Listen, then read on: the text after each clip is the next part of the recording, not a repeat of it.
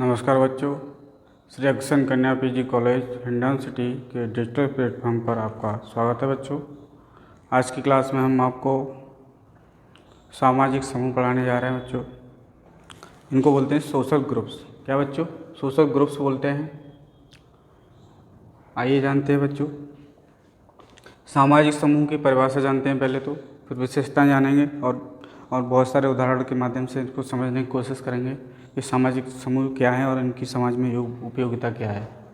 सामाजिक समूह की अगर डेफिनेशन देखें तो ऑगवन और निम्कॉफ के अनुसार क्या दिया है, उन्होंने बताया बच्चों, जब कभी दो या दो से अधिक व्यक्ति मिलकर एक दूसरे को प्रभावित करते हैं तब सामाजिक समूह का क्या होता है बच्चों, निर्माण होता है।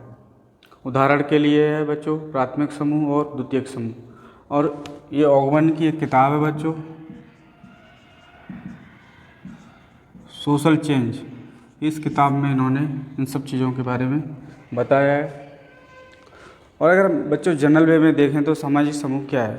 सामाजिक समूह ऐसे व्यक्तियों का संग्रह होता है। संग्रह का मतलब कलेक्शन, बहुत सारे लोग जिनके मध्य किसी न किसी प्रकार का संबंध अनिवार्य रूपों में पाया जाता है। साथ ही आदर्शों, मूल्यों, सामाजिक प्रतिमानों, प्रथाओं और रीति रिवाज और सामान्य उत्तरदायित्व, सहयोग, समर्पण के आधार पर एक दूसरे से आशाओं और हितों की पूर्ति करते हैं।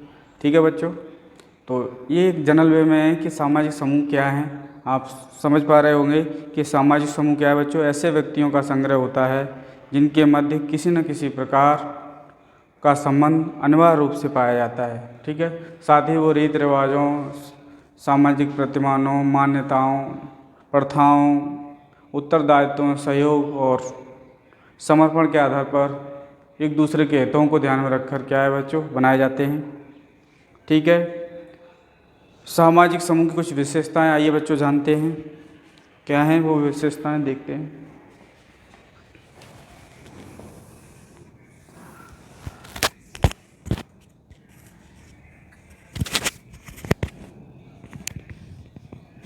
बच्चों सामाजिक समूह की जो विशेषताएं हैं वो कुछ इस प्रकार हैं।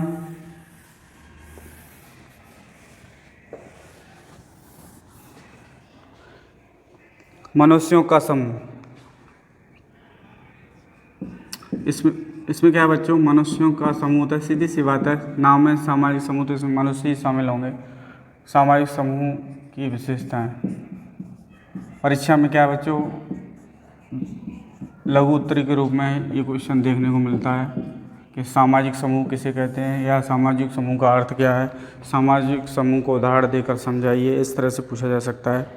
मनुष्यों का समूह या मनुष्य का समूह का मतलब है किसी भी समूह के निर्माण के वास्ते दो या दो से अधिक व्यक्तियों का होना नितांत आवश्यक होता है। जब भी कोई हम समूह बना रहे हैं सामाजिक, अब बच्चों समूह का मतलब ही है ग्रुप, तो एक व्यक्ति से तो कोई समूह बनेगा नहीं। इसमें क्या है, कम से कम दो या दो से अधिक होने चाहिए। ठीक है, कहते हैं ना दंपत्ति समूह। अब बच्चों दंपत्ति समूह में क्या है, हस्बैंड और वाइफ, दंपत्ति समूह हो गया। बच्चों का भी समूह होता है, खेल समूह, क्रीड़ा समूह का मतलब है कई सारे बच्चे मिलकर एक टीम बना ली, वो खेल रहे हैं, ये भी समूह हो सकता है। नातेदारी समूह भी हो सकता है। कैसे नातेदारी समूह है बच्चों, कई सारे रिलेशन होते हैं उसमें, प्रथम नातेदारी, द्वितीय, तृतीय, है कि नहीं। फिर रक्त संबंधी, फिर विवाह संबंधी। रक्त संबंधी का मतलब है जैसे कि बहन भाई हैं, मम्मी पापा, ये सब रक्त समूह आ जाएंगे, चाचा बुआ, है कि नहीं। और वैवाहिक संबंध का मतलब जैसे कि शादी के बाद जो जो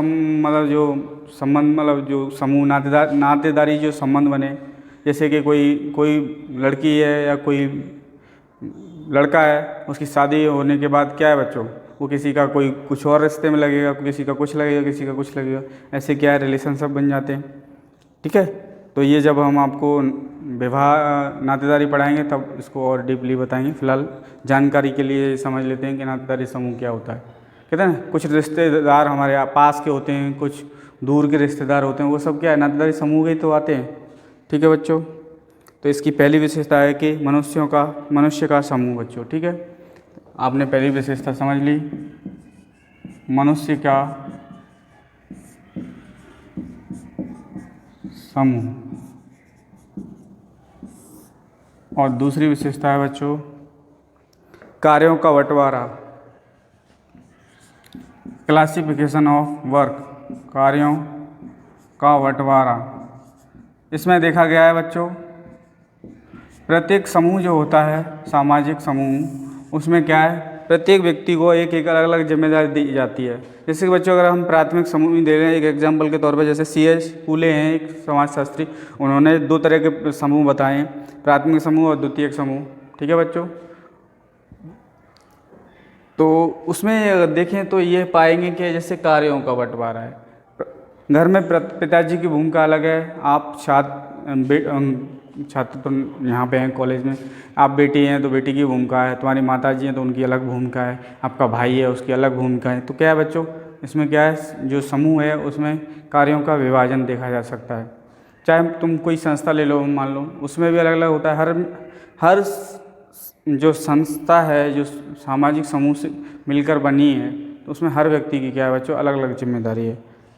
ठीक है, जैसे कि अगर हम इसमें इसके मतलब को समझने की कोशिश करें, एक सामाजिक समूह के सभी सदस्य एक दूसरे से जुड़े हुए होते हैं और इनमें कार्यों का विभाजन पाया जाता है बच्चों, एक दूसरे से जुड़े होते हैं। जैसे कि बच्चों आप लोगों आप विद्यालय से जुड़े हुए हैं, ठीक है, आप एक बैंक से भी जुड़े हुए हैं, आप एक राज्य से भी जुड़े हुए, एक जिले से भी जुड़े हुए, एक तहसील से जुड़े हुए, आप अपने परिवार से भी जुड़े हुए, नातेदारी समूह से भी जुड़े हो, कितने सारी जगह से हम जुड़े हुए हैं। ठीक है, अब दूसरा है बच्चों मनोवैज्ञानिक संगठन।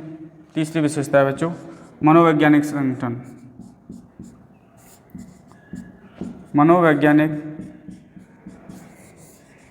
संगठन, मनोवैज्ञानिक संगठन का मतलब है बच्चों, साफ लिखना है थोड़ा,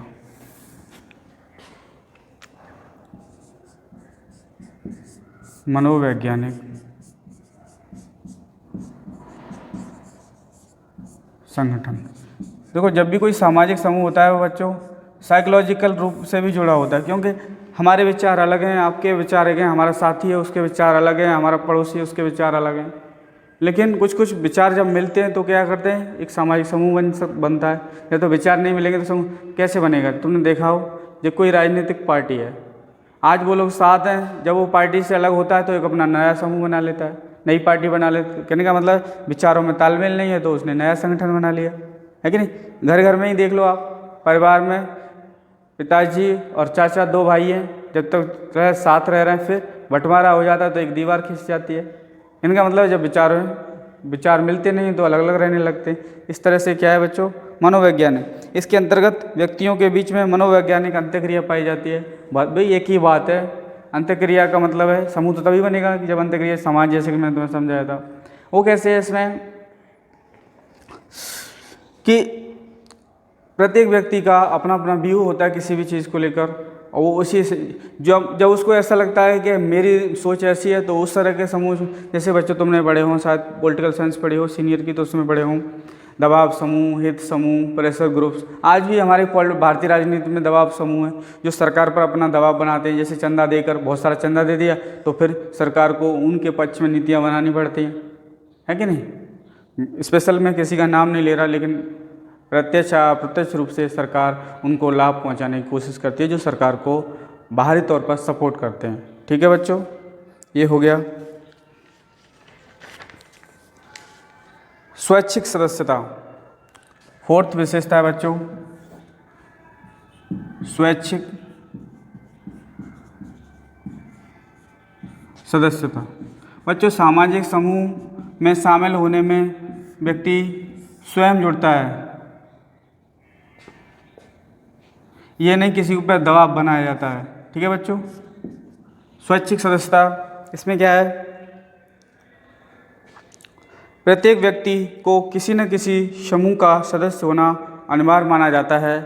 और अगर वो अंत्य समूह की सदस्यता में मतलब ले रहा है, अंत्य समूह और बाह्य समूह भी पढ़ोगे बच्चों आप। अभी एक विद्वान है समनर, उन्होंने बताया है अंत्य समूह और बाह्य समूह। ठीक है, इसमें थोड़ा सा मैं बता देता हूँ। अंत्य समूह में बच्चों जैसे कि हमारा परिवार है, हमारा पड़ोस है, ये आ जाएगा। बाह्य समूह का मतलब है जो बाहर से हमें सपोर्ट करते हैं, जो हमारे दूर के रिश्तेदार हैं, दूर के लोग हैं, है कि नहीं। जो बाह्य समूह है, जैसे कि आप शहरों में देख लो, शहरों में बाह्य समूह पाए जाते हैं एक्सटर्नल। जैसे कि हम शहर में, बड़े शहर की बात करें तो पड़ोस में हम ये नहीं जानते कि हमारा पड़ोसी कौन है, क्या करता है, क्या नाम है उसका, क्योंकि आजकल तुम देखते हो बड़े बड़े शहरों में कहाँ इतना है। और जबकि गांव में अगर देखा जाए तो हमें पड़ोसी की सारी चीज़ें पता होती हैं। और बड़े शहर का अगर पड़ोसी होगा हमारा, तो हम उसके बारे में कब आ रहा है, कहाँ काम करता है, इतनी फुर्सत कहाँ है, इतना बिजी शेड्यूल होता है। और इसके बावजूद भी हमें क्या है, कोई ज़्यादा पता नहीं होता। दूर के रिश्तों को, बच्चों हमारे जो अपने रिश्ते होते हैं पड़ोस के, या जो हमारे बहुत करीब होते हैं उनके बारे में तो हमें जानकारी होती है। जो दूर के रिश्ते उनके बारे में कहाँ खबर होती है। कभी कभार साल 6 महीना में किसी फंक्शन में पहुँच गए या कुछ हो गया तो मुलाकात हो गई है। तो ये सब चीज़ें हैं, ठीक है। आपने अभी क्या समझा कि स्वैच्छिक सदस्यता, जब भी हम किसी समूह से जुड़ना चाहेंगे तो हमें क्या है, वॉलंटियर तौर पर स्वयं, अगर हमारा मन करेगा हम उस ग्रुप में जुड़ेंगे, नहीं मन करेगा नहीं जुड़ेंगे, ठीक है। आदर्श नियम, हर समूह के बच्चे कुछ आइडियल नियम होते हैं आदर्श, जिससे कि उसकी जो व्यवस्था है वो बनी रहे। आप इस कॉलेज में बच्चों एडमिशन लिया है तो इसमें कुछ रूल्स रेगुलेशंस फॉलो करे होंगे आपने फॉर्म भरने के दौरान, जब क्लास लोगे, पढ़ोगे, आगे भी पेपर तो सारे नियम को फॉलो करना है। मैं भी तुम्हें पढ़ा रहा हूँ, मैं भी बहुत सारी चीज़ों को फॉलो करता हूँ, बहुत सारे नियम है मेरे ऊपर भी कि कैसे करना है, क्या करना है, ठीक है। ऐसे ही हर सामाजिक समूह के भी नियम होते हैं। इसमें क्या है बच्चों, सामाजिक समूह के अंतर्गत बहुत सारे आदर्श नियम पाए जाते हैं। सामाजिक समूह का नियंत्रण भी किया जाता है। सीधी सी बात है, अगर नियंत्रण नहीं करेंगे तो क्या उस समूह समाज की कल्पना करना संभव नहीं है। वो क्या होगा, नष्ट भी हो सकता है, उसका अस्तित्व भी खत्म हो सकता है। आप परिवार ले लीजिए, परिवार में भी नियंत्रण पाया जाता है। महाविद्यालय, विद्यालय, वहाँ भी नियंत्रण होता है गुरुजी के द्वारा। और हर व्यक्ति जो हमसे बड़ा है या हमें जो गाइड कर रहा है वो सब हमें नियंत्रित करते हैं। घर में भी हमें, हमसे बड़े लोग हैं, हमारे भाई बहन, हमारा परिवार, बड़े बुजुर्ग, सब लोग हमें नियंत्रित करते हैं। यहाँ तक कि हमें प्रकृति भी नियंत्रित करती है कि नहीं, आप अच्छे से समझते हो, ठीक है। ये सारी चीज़ें हैं। और नेक्स्ट पॉइंट है इसमें बच्चों, आकार। तो क्या है, आकार का निश्चित होना। बच्चों जो सामाजिक समूह है उसका दायरा कैसा होता है, सीमित होता है। अब ऐसे तो नहीं कह देंगे पूरा इंडिया एक सामाजिक समूह है बच्चों। उस तरह की सोच रखने वाले हैं उस समूह में जो आते हैं वही तो सामाजिक समूह में आएंगे। सामाजिक समूह का आकार निश्चित नहीं होता है बच्चों। तो बोल रहा है निश्चित होना, ठीक है बच्चों। इसमें क्या है, ना होना है बेटा, है निश्चित नहीं होता है, क्योंकि समूह का निर्माण 2 या 2 से अधिक व्यक्तियों से मिलकर होता है, ठीक है। और नेक्स्ट है इसमें 7th पॉइंट, यहाँ लिख देते हैं बच्चों, हैं सामान्य नियम।